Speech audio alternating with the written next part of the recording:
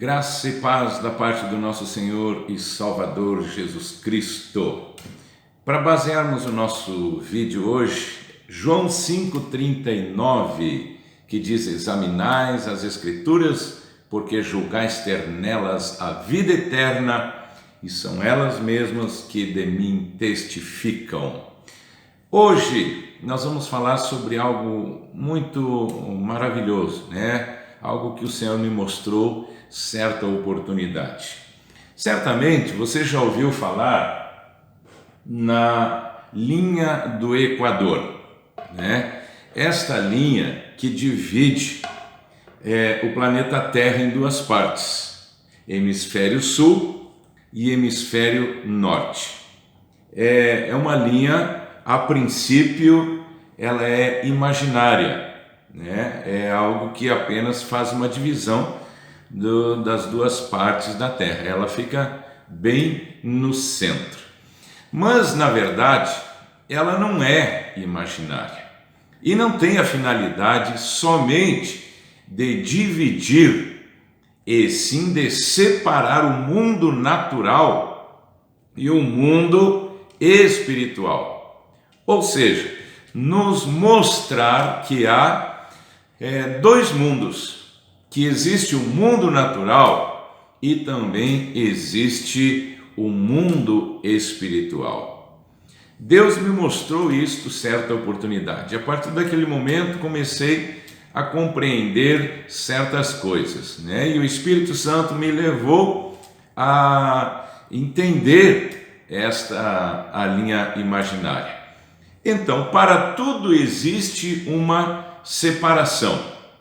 Existe a separação entre a vida e a morte, entre a guerra e a paz, entre o céu e o inferno. Esta linha, ela também significa nossas decisões, pois elas movimentam o mundo espiritual. Nossas palavras, nossas atitudes fazem o mundo natural se manifestarem, o mundo espiritual se manifestarem no mundo natural. Você movimenta, o ser humano movimenta anjos ou demônios a seu favor. Quando compreendemos isto, passamos a ver as consequências de todos os nossos atos. Isto é algo muito interessante e eu gostaria que você, a partir de hoje, começasse a meditar nesta situação. A autoridade dada por Jesus lá em Lucas 10, 17 está ligada diretamente a isso. Passamos a ter autoridade no mundo espiritual quando usamos o nome de Jesus. E toda a força do inimigo, ela é anulada, pois o nome de Jesus governa tanto o mundo natural, o mundo físico, quanto o mundo espiritual. E isto é muito forte, é muito sério. Existe um governo tanto no mundo natural como no mundo espiritual. Aquele que tem este entendimento e está debaixo da unção e da autoridade do Senhor, e no nome de Jesus, ele tem poder e autoridade, então, para governar tanto o mundo natural quanto o mundo espiritual ao seu favor. O homem, ele pode viver na luz ou nas trevas. Ele pode ser dominado ou ele pode dominar. Os servos de Deus, eles tiveram esta revelação. Isto é uma revelação que a pessoa recebe. Eu recebi este entendimento, esta revelação. Davi, quando foi enfrentar Golias, ele recebeu esta revelação. Por isso que ele tinha tanta certeza da vitória, que ele não foi ali para perder a batalha. Todo um exército não queria que ele lutasse, o próprio rei, e ele foi lá tranquilamente. Ele sabia daquilo que estava em suas mãos. Elias, no Monte Horebe, quando ele desafia os profetas de Baal, foi a mesma situação. Quando Deus mandou fogo do céu, Elias estava firmada nesta palavra. Ele tinha o domínio tanto no mundo natural quanto no mundo espiritual. E, na verdade, também, né, lá no Novo Testamento, Paulo lá no navio, né, ali no livro de Atos, quando fala de Paulo viajando para Roma, houve toda aquela situação e Paulo clamou e Deus operou um grande livramento, porque ele também tinha conhecimento dos mistérios de Deus. Esta linha divisória entre os dois mundos nada mais é do que a palavra de Deus. E a fé é a lei que controla o mundo espiritual e o mundo natural. Olha que coisa tremenda isto.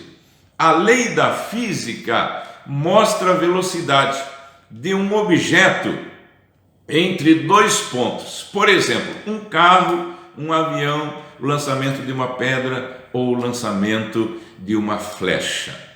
A fé é que determina a velocidade entre o crer e o acontecer. Quanto maior a fé, mais rápido as coisas acontecem. O centurião de Cafarnaum e a mulher cananeia são exemplos de grande fé elogiada pelo próprio Senhor Jesus Cristo. Agora, o medo. O medo é o oposto da fé. O medo vai ao contrário da fé.